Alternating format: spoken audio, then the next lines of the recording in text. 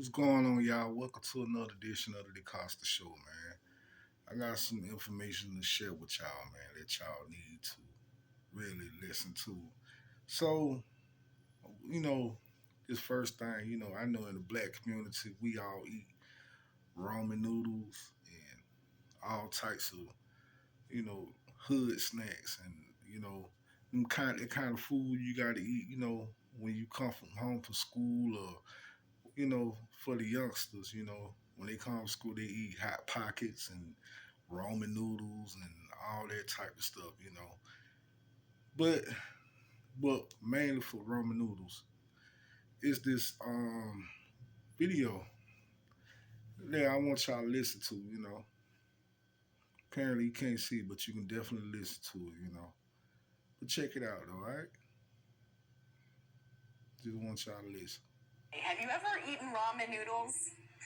Exactly. Here's the deal. New research from the Mayo Clinic is showing that it can increase the risk for metabolic syndrome, especially for women. And that can mean increased risk for heart problems, stroke, and diabetes. But researchers say it's not just ramen. Any instant noodle products could be putting you in danger if you're eating them more than twice a week. So why are women affected the most? Probably because of BPA that's found in the packaging, which is known to mess with those estrogen levels. And a look at what exactly happens once ramen noodles make it into your stomach. And it's all thanks to a camera swallowed like a pill. You can see the stomach contracting back and forth, trying to grind up those noodles. Striking thing about our experiment, when you looked at a time interval, 1 hour or 2 hours, we noticed that processed ramen noodles were less broken down than homemade ramen noodle. And take a closer look. You can clearly see the difference between 20 minutes and 2 hours of digestion. Well, I guess y'all heard that, about the ramen noodle thing, man. Y'all be very careful out there eating ramen noodles. I don't know, man. That's crazy. I mean, I ate ramen noodles for a long time too, but I kind of like stopped eating because I know real noodles stick together, and those noodles sure as hell don't stick together at all. You know, I always felt like it was something weird. They give you them little flavor packs to deceive your taste buds and your mind. So that's why I stopped. Eating it all along. And on top of that, I kind of like grown tired of eating that shit.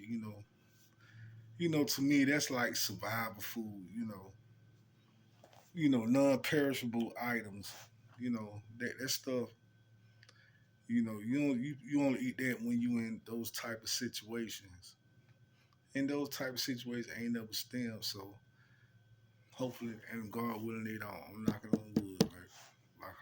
Like how my grandparents used to do, knock on wood. But anyway, I got another story, man.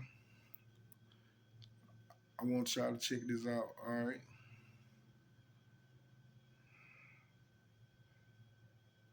Have you ever eaten ramen noodles? Wait a minute. Sorry about that. Let me go somewhere with this.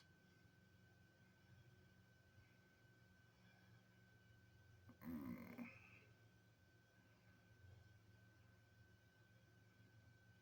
In the Great Depression, farmers were producing plenty of food, but no one could afford to buy it.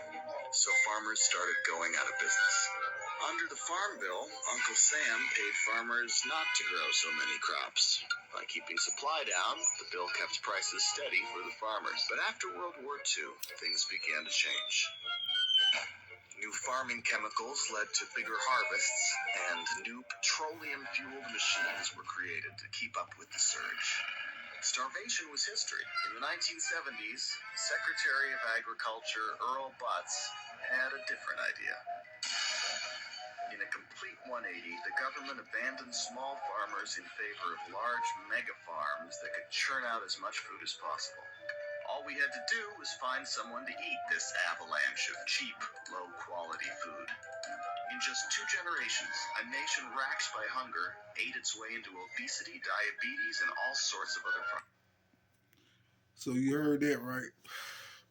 They got this thing, I went to this school, man, Le Cordon Bleu, back in the days, you know what I'm saying? They were talking about bioengineering foods.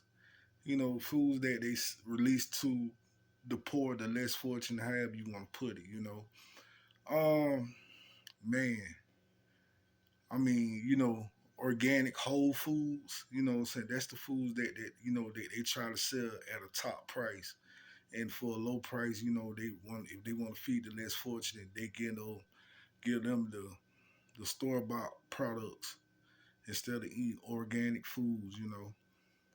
Got to man, you got to really take care of your health, man. Out here, if you want to live a long time, don't just eat anything out of destitute because you hungry or you starving or whatever. It's best to eat, you know, good foods, man. Grow your own food, man. That's another thing. Growing your own food is like printing your own money. People need to start doing that. Growing their own foods, man. I think that's very important too, for us to do that. And another thing, man, we need to start, this farm, man, farming. We need to start doing that again. Us as black people, man. Us as people, period. We got to start growing our own foods. Whatever food you like, what I'm saying, you can grow it. It's time to start getting your own chickens, your own cows. I mean, everything, man. It's start time to start buying acres of land where you can put all this stuff at, and you can have your own thing going. And it's time to start doing it, man. Really is. But that's on that tip. About how they process foods. And we go to a lot of restaurants and eat all that processed food, man. Then we wonder why we got diabetes and high blood pressure. We wonder why our health is fading, high in cholesterol, everything, man. Food just saturated with fat.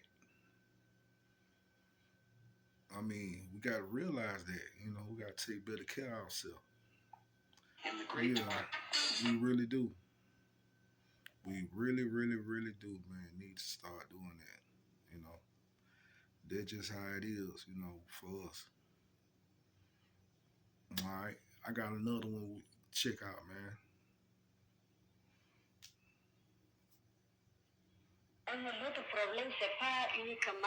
major problem here is not just the lack of food, rich in nutrition, but there is also a lack of potable water. People use water from wells, rivers, and rain, and the water is not clean. When a population cannot access clean water, they will always be affected by illnesses. Dirty water causes general diarrhea, which in turn can cause malnutrition. A powder made from crushed moringa seed kernels can leave water clear and with 90 to 99% of bacteria removed. Allow the moringa seed pods to dry naturally on the tree before harvesting them. Pound the seed husks, leaving a whitish kernel. Crush the seed kernels into a powder and shake them in a sieve. Mix the powder with a small quantity of clean water in a small cup. Pour the mixture into a larger bottle and shake vigorously for 30 seconds. Using a sieve or a clean cloth, add the resulting milky fluid to the water you wish to purify.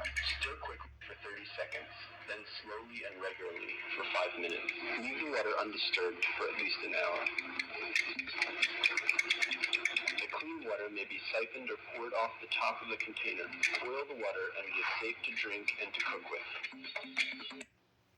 You heard that. You heard that about the water situation, man. So another thing, man, when it comes down to water, you know, water ain't as pure as it used to be. And we got to look at. I mean, I don't, I'm not all that knowledgeable in water. I know I drink a lot of water with alkaline in it.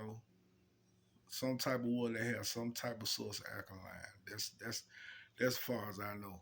As far as that go. But yeah, you know, you know, people need to start doing more research on water, man. You know, I mean, hell, even rainwater probably be better than the water they trying to distribute to us in these bottles. They putting chemicals in the water. They putting trash in the water. I mean, the oceans is dirty as hell. A lot of pollution going on. So it's very unsafe to drink water like that. Especially water that come out the faucet, the hydro water. So gotta, start, paying attention to that too. In that era. We really do. Yeah, but I'm finna go to some other things, we can learn from. All right, so check this out. Eugenics. Drawn from the Greek word for to be well born, modern eugenicists included prominent scientists and progressive reformers who believed they could improve society by ensuring that only desirable traits were passed down. However, their definition of what traits were and were not desirable was largely determined by the prejudices of their era. Entire categories of people were considered unfit for reproduction, including immigrants, people of color, and people with disabilities.